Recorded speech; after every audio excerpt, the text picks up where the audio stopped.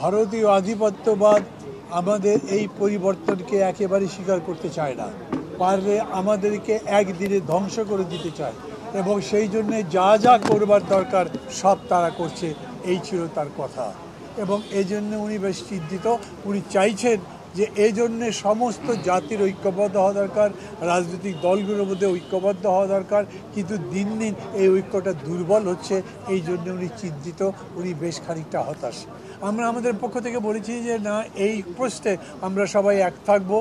আমাদের ডিফারেন্স যেটা থাকবে, সালিম ভাই যেটা পরে বললেন যে যেরকম করে ডাইভার্সিটি অ্যান্ড ইউনিটি হবে, আমাদের মধ্যে মত পার্থক্য থাকবে, কিন্তু মূল জাতীয় ইস্যুগুলোতে আমরা ঐক্যবদ্ধ থাকবো, সেই বিষয়গুলো তাকে বলেছি। উনি মোটামুটিভাবে আশ্বস্ত হয়েছেন।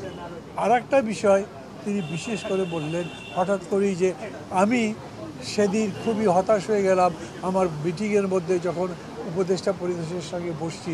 আমার মনে হলো আমি এতদিন ধরে যেগুলো করছি এগুলো কোনোটাতেই সফল হতে পারবো না, সবই ব্যর্থ হয়ে যাবে, সংস্কারও হবে না, ঠিকমতো নির্বাচন করতে পারবো না। এই জন্যে আমি মনে করেছি আমার দায়িত্বে থাকা দরকার নেই, অতএব আমি ঘোষণা দিয়েছিলাম যে আমি পদত্যাগ করছি।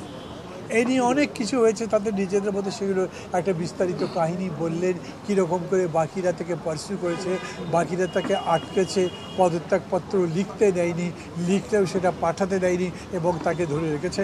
আমরা আবার রসিকতা করে বলেছি, আমরা উপদেষ্টা পরিষদকে ধন্যবাদ দিচ্ছি।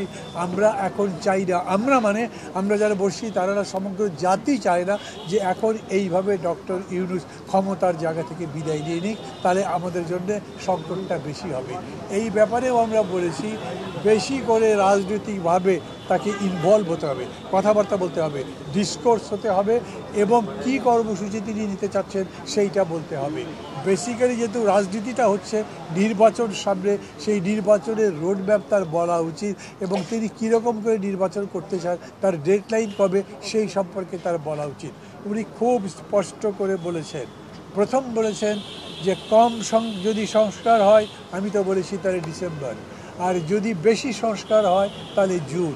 এর মধ্যে আমরা আলোচনা করে যে কোনোটা করতে পারি, কিন্তু আমি লিখে দিচ্ছি দরকার লাগলে পদত্যাগপত্র হিসেবে লিখে দেব যে জুনের পরে কোনোভাবে এইটা গড়াবে না, তার আগে নির্বাচন হবে।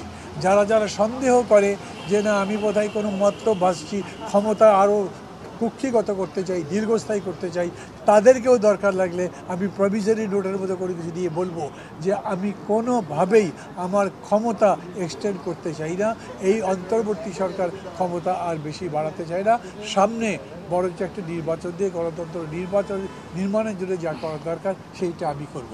বন্ধুগণ, আপনাদেরকে ধন্যবাদ জানাচ্ছি। আমার একটা প্রোগ্রাম আছে, এই কারণে আমাকে যেতে হবে, আর একটা টক শো, আরও নেতারা যারা আছেন তারা বলবেন। খোদা হাফেজ।